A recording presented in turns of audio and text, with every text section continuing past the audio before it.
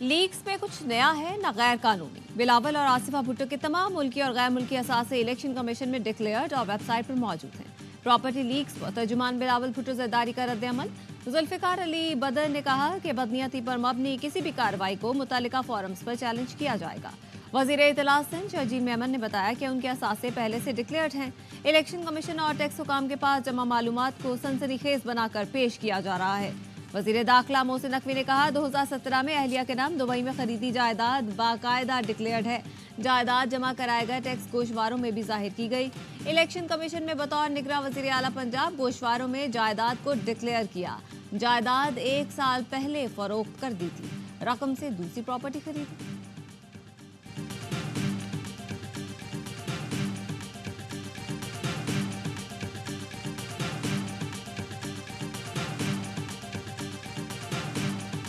ये वही पुरानी लीग्स का तसलसल, इसमें एक मखसूस तबके को माइनस कर दिया गया है आइन और कानूनी ठेकेदारों को। इसमें बहुत सारे ईमानदार लोग हैं, 6 को 9, 9 को 6 करने वाले भी हैं। बाइफर्केशन कर दी ना आपने, सिलेक्टिव लोगों को डाल दिया, सिलेक्टिव लोगों को निकाल दिया। इस पे टाइमिंग पे एतराज है ना भाई, ये सब चीजें एक साथ क्यों हो रही।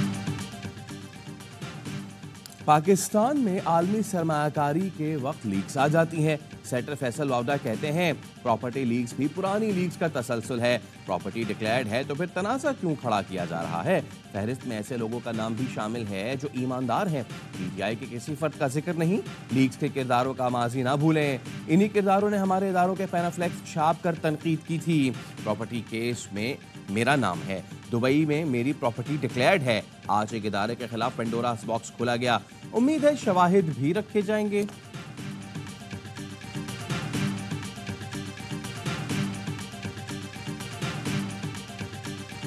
पाक फौज का एक और बहादुर सपूत वतन की आन पर कुर्बान। दहशतगर्दों के खिलाफ जंग में मेजर बाबर खान शहीद। सिक्योरिटी फोर्सेस का योब के इलाके संबाजा में इंटेलिजेंस बेस्ड ऑपरेशन, फायरिंग के तबादले में 3 दहशतगर्द मारे गए। आईएसपीआर ने बताया हलाक दहशतगर्दों से असलहा, गोला बारूद और धमाका खेज मवाद बरामद हुआ। इलाके में दहशतगर्दों को खत्म करने के लिए सैनिटाइजेशन ऑपरेशन किया गया। फोर्सेस कौम के शाना बशाना बलूचिस्तान के अमन को सबोताज करने की कोशिशों को नाकाम बना देंगी। बहादुर सिपाहियों की कुर्बानियां फोर्सेस के आज़म को मजीद मजबूत करती हैं।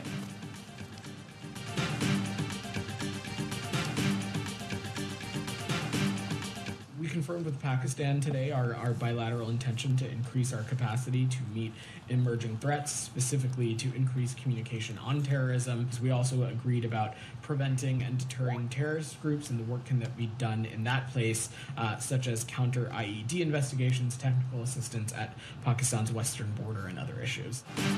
पाकिस्तान और अमेरिका उभरते हुए खतरात के खिलाफ सलाहियतों में इजाफे पर मुत्तफिक हैं। नायब तर्जुमान अमरीकी महकमा खारजा वेदांत पटेल कहते हैं पाक अमरीका डायलॉग में दहशतगर्दी के खिलाफ राब्ते बढ़ाने पर इत्तेफाक हुआ। पाकिस्तान के साथ दहशतगर्द गिरोहों के खात्मे पर भी इत्तेफाक किया गया। पाकिस्तान के साथ मगरबी सरहद पर तकनीकी ताउन और दीगर उमूर पर गुफ्तगू हुई। पाक अफगान सरहदी इलाके में ड्रोन हमले के हवाले से सवाल पर वेदांत पटेल का कहना था पेंटागन ड्रोन हमले के मामले पर बात कर सकता है। ईरान पर आयद अमरीकी पाबंदियां लागू हैं। ईरान के साथ तिजारत करने वाले मुमकिना खतरात से आगाह रहें।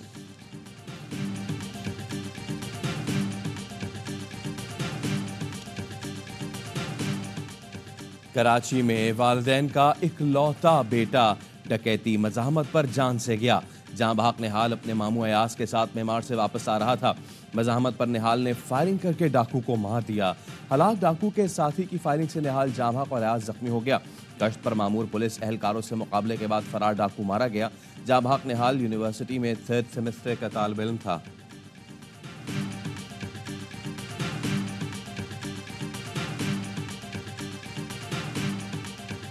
आयरलैंड के खिलाफ सीरीज का शानदार इख्तिताम। सीरीज 2-1 से शाहीनों के नाम। पाकिस्तान ने आयरलैंड को 30 T20 में 6 विकेट से शिकस्त दे दी। पाकिस्तान ने 179 रन का हदफ 17 ओवर में हासिल कर लिया। कप्तान बाबर आजम 75 रन बनाकर नुमाया रहे। नायब कप्तान मोहम्मद रिजवान की भी निस्फ सेंचुरी। आयरिश टीम ने पहले खेल कर 179 रन का हदफ दिया। कप्तान टकर की 73 रन की इनिंग्स जराएगा गई। सिर्फ 14 रन देकर 3 विकेटें उड़ाने वाले Shaheen Afridi player of the match करार। कप्तान बाबर आजम ने कहा कि बॉलर्स ने आखिरी 10 ओवर्स में बेहतरीन कमबैक किया। आयरलैंड में पुरजोश तमाशाइयों की मौजूदगी में खेलने का मजा आया।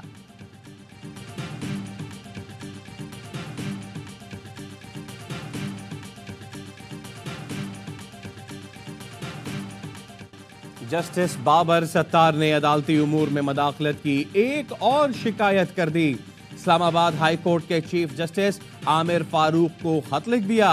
जराए ने बताया, जस्टिस बाबर ने लिखा, ऑडियो लीक्स केस में सिक्योरिटी एस्टैब्लिशमेंट के टॉप ऑफिशियल की तरफ से पैगाम मिला, पीछे हट जाओ। पैगाम दिया गया, सर्विलेंस तरीकाकार की स्क्रूटनी से पीछे हट जाऊं। मैंने इस तरह के धमकियां में ज़रबे पर कोई तवज्जो नहीं दी। मैंने ये नहीं समझा कि ऐसे पैगामों से इंसाफ को काफी नुकसान पहुंचने का खतरा है।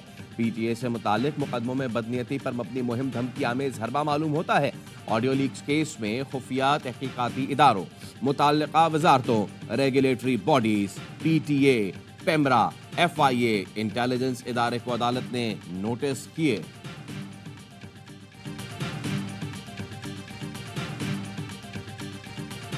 हुकूमत ना कोई और रियासती इदारा किसी भी तरह से अदलिया के जो उनका काम है, जो उनके आइनी फ़राइज़ हैं, उसमें मदाखलत ना कर सकता है, ना करता है। ये तासुर जो है, इसकी मैं पुरजोर तरीके से इसकी नफ़ी करता हूँ।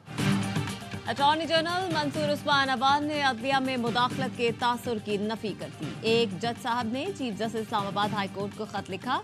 तासुर ऐसा गया कि केस का फैसला एक रुख पर कर दिया जाए, ऐसा बिल्कुल नहीं था। ये दरख्वास्त थी कि मुल्की दिफा के हवाले से सिविलियंस की ब्रीफिंग इन कैमरा कर दी जाए। वो राब्ता अटॉर्नी जनरल ऑफिस के जरिए हुआ कि हसास मालूमात इन कैमरा की जाए। ये जरूरी था कि ऐसी मालूमात पब्लिक ना की जाए। किसी सिक्योरिटी एस्टैब्लिशमेंट ने बराह रास्त राब्ता किया ना वो करते हैं। हुकूमत या रियासती इदारा किसी भी तरह से अदलिया के उमूर में मुदाखलत नहीं कर सकता।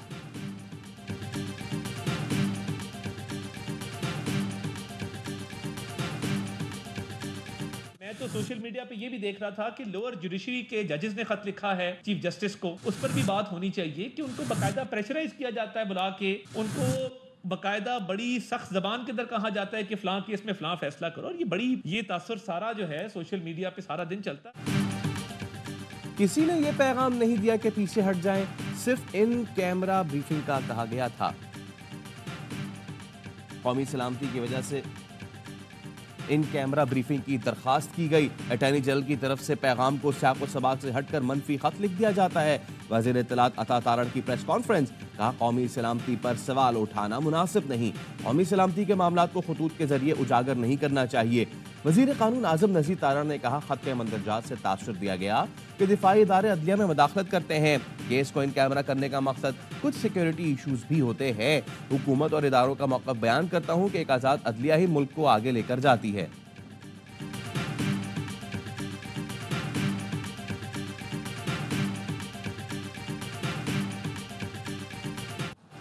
जस्टिस बाबर सत्तार की खुफिया मालूमात लीक करने के खिलाफ तौहीन अदालत केस की समाअत। जस्टिस मोहसिन अख्तरकियानी ने कहा, यह अलग किस्म का मामला है जिस पर तौहीन अदालत की कार्रवाई शुरू कर रहे हैं। सिटिंग जज के खिलाफ बदनीयती पर मबनी मुहिम चलाने पर तौहीन अदालत कार्रवाई कर रहे हैं। या मालूमात को लीक किया गया, या तो स्टेट के इदारों के अकाउंट्स को हैक किया गया। ISI, IB, PTA के किरदार को देखना है। खौफनाक बात यह है, जज, उनकी फैमिली और बच्चों की मालूमात पब्लिक कर दी गई। क्या सिर्फ जजेस ने ही इस 5th जनरेशन वॉर का शिकार बनना है? इस्लामाबाद हाई कोर्ट ने attorney general office, FIA, IB, ISI को नोटिस जारी कर दिया। समाअत अगले हफ्ते तक मुलतवी। जस्टिस मोहसिन अख्तरकियानी के खिलाफ सोशल मीडिया मुहिम पर तौहीन अदालत केस की समाअत। मतीउल्लाह जान, तल्लत हुसैन, वकास मलिक और पैमरा को नोटिस जारी। सदर PFUJ अहमद हसन और अहमद बिलाल सूफी को बतौर मुआविन नोटिस।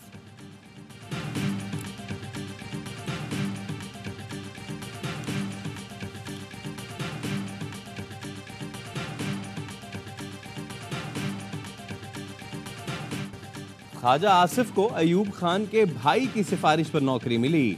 उन्होंने मेरे दादा का नाम लेकर जाती हमले किए।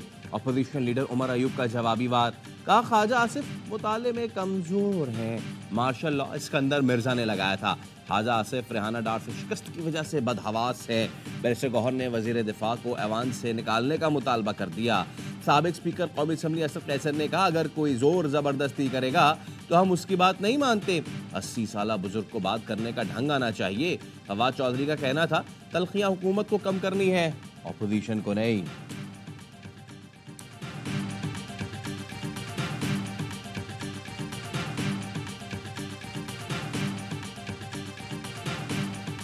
हमें कोई ब्रोकर, कोई डीलर, कोई शख्स हमें नहीं चाहिए जो हमें आपस में बैठाए। किसी चोर दरवाजे से आने की जरूरत नहीं है। पिंडी जरूर जाएं, सिरी पाए खाने जाएं। पिंडी सिर्फ सिरी पाए खाने जाएं, चोर दरवाजे से ना आए। मुल्क को ठीक करना है तो हम लोगों को फैसले करने हैं। हमें साथ बिठाने के लिए किसी ब्रोकर, डीलर या किसी और शख्स की जरूरत नहीं। पीटीआई रहनुमा अली मोहम्मद खान की कौमी असम्बली में तकरीर, बोले कभी वजीर आजम को फांसी, कभी जलावतनी, कभी शहादत, माजी दोहराया जा रहा है। बानी पीटीआई 4 गोलियां खाकर अडयाला जेल में है।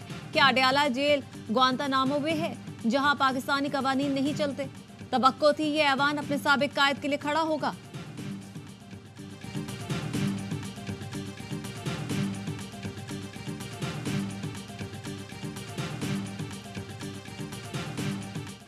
गाजा में इसराइली फोर्सेस की दहशत गर्दी जारी। नुसैरात में स्कूल और रहायशी इमारत पर बॉम्ब्स बरसाए। 24 घंटे में 82 फलस्तीनी शहीद, 100 से ज्यादा जख्मी हो गए। रफा में इसराइली बमबारी से सेहत का निज़ाम दरहम बरहम। मगरबी किनारे के करीब इसराइली मुजाहिरीन ने गजा जाने वाली इमदाद को रोक लिया। मुजाहिरीन ने ट्रक पर धावा बोल दिया, खाने के डिब्बे सड़क पर फेंक दिए।